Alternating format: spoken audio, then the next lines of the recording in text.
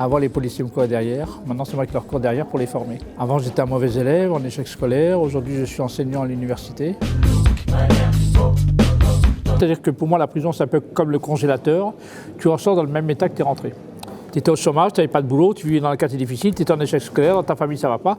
Quand tu sors des prisons, ces facteurs sont toujours là. Donc on peut comprendre pourquoi le taux de récidive est aussi important. De quoi parlent les détenus en prison? Ils ne parlent pas de l'école, ils n'aiment pas l'école. Ils ne parlent pas du travail honnête, ils n'aiment pas le travail honnête. Donc tout le monde parle du business. Donc ça veut dire que la prison, c'est comme le pôle emploi de la délinquance. Il y a tous les corps de métier, des dealers, des braqueurs, des receleurs. Comme en général les délinquants aiment la délinquance, ils vont s'orienter vers la voie qu'ils veulent.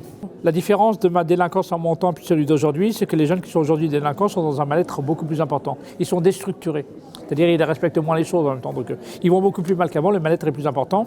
Il y a plus de suicides qu'avant. La consommation de cannabis, c'est la plus importante d'Europe, en France. La consommation de médicaments, c'est la plus importante d'Europe, en France. Donc forcément, vous voyez, c'est la société entière qui est malade et le symptôme, c'est les jeunes.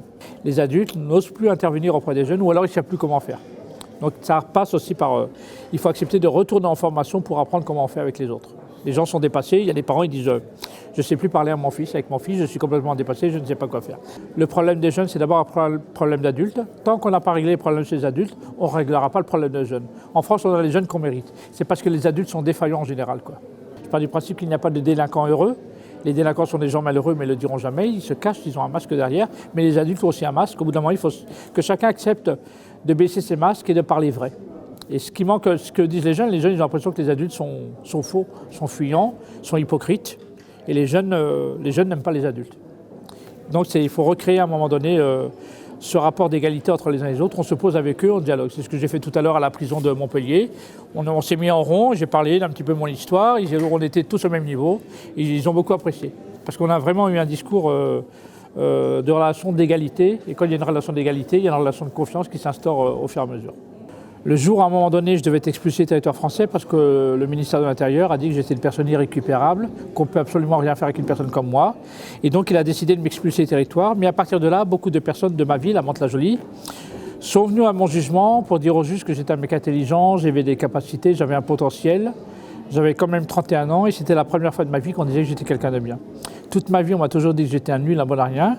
Et forcément, je me suis comporté de cette manière. Le jour où on a commencé à dire que je suis quelqu'un de bien, de regarder plutôt mes qualités que mes défauts, je leur ai dit que maintenant, pour vous faire plaisir, je ferai tout pour devenir quelqu'un de bien. Vous voyez, c'est une histoire, le regard a changé sur moi.